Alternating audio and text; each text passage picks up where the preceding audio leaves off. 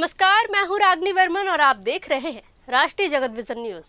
कांग्रेस में मंडल अध्यक्षों की नियुक्तियों के संदर्भ में छत्तीसगढ़ के गृह मंत्री विजय शर्मा ने तंज कसा है।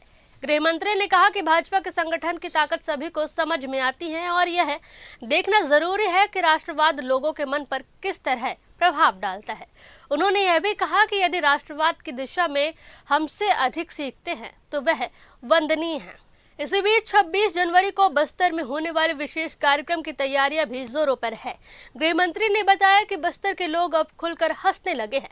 सुदूर अंचलों में समूहों में आकर लोग अपनी बात रखने लगे हैं। उनके शब्दों में बस्तर में लोकतंत्र बोल रहा है और इस गणतंत्र में सभी गाँव के लोग उत्साह के साथ शामिल होंगे। सुनिए उन्होंने क्या कुछ कहा।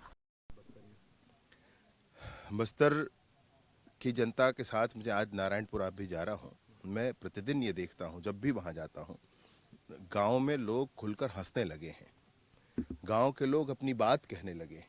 अब आप बस्तर में जाएं किसी सुदूर वनांचल क्षेत्र में तो लोग समूह में आकर के अपनी बात रखने लगे। ये बड़ा ही हर्ष का, बड़ा ही गर्व का विषय है।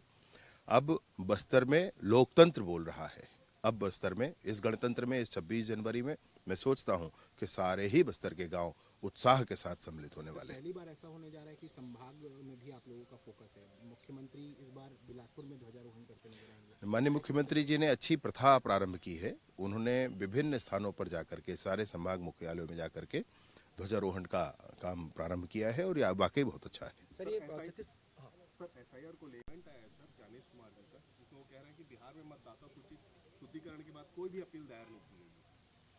अब ये वास्तविकता है, इसीलिए मैं कवर्धा, छत्तीसगढ़ में भी होने वाले, रायपुर में भी होने वाले उन प्रदर्शनों के संदर्भ में मैंने कल परसों कहा था कि आप ऐसे प्रदर्शन मत, मान लोगों को भ्रमित करने के लिए प्रदर्शन मत करिए।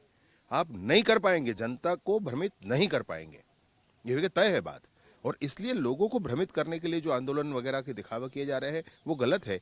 आप लाइन पर काम करिए, प्रोसीजर उसके लिए डिफाइंड है, आप उस पर काम करिए। वो नहीं करेंगे, बाकी सब करेंगे। आप बिहार का उदाहरण आप जो देख रहे हैं, एक भी वहां पर कोई भी अपील वहां पर नहीं आई है। एक अपील नहीं आई, मतलब बिहार जैसे राज्य में अगर आप ये प्रमाणित होता है तो आप समझ सकते हैं कि ये कितने धरातल पर है। सर, ये पहली बार एक नाम गई है, 100 से अधिक नाम है, मजबूत करने की कोशिश की जा रही है लगातार पार्टी को। देखकर सीखना चाहिए, इसमें गलत नहीं है, ठीक कर रहे हैं।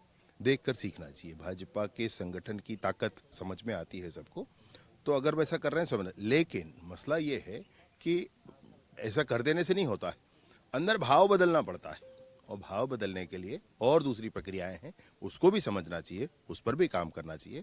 राष्ट्रवाद कैसे नौजवानों के मन में आए, कार्यकर्ताओं के मन में आए, ये ध्यान करके करना चाहिए। क्या भाव बदलेगा? मैं वही आपसे कह रहा हूं कि भौतिकता बदल देने से भाव नहीं बदलता। भाव बदलने के लिए और प्रक्रियाएं हैं, उसको भी समझ करके आगे बढ़ना चाहिए। ज्यादा तो नहीं सीख लेंगे आप लोगों से? अगर राष्ट्रवाद की दिशा में हमसे ज्यादा सीखते हैं तो वंदनीय है, स्वागतेय है। सर, ये 26 जनवरी को किस तरीके से, लेकिन इसमें दीपक बैज जी कह रहे हैं कि क्या बुलडोजर चलाने से कानून व्यवस्था संभल जाएगी?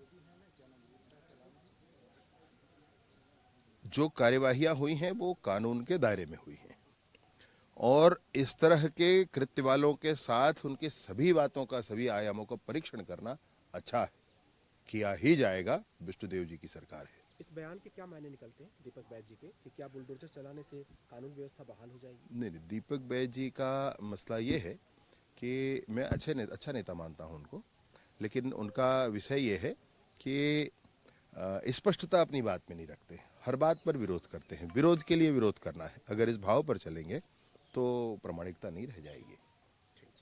फिलहाल इस खबर में बस इतना ही। देश प्रदेश की खबरों से अपडेटेड रहने के लिए हमारे चैनल को सब्सक्राइब करें और नए खबरों के नोटिफिकेशन के लिए बेल आइकॉन जरूर दबाएं। नमस्कार।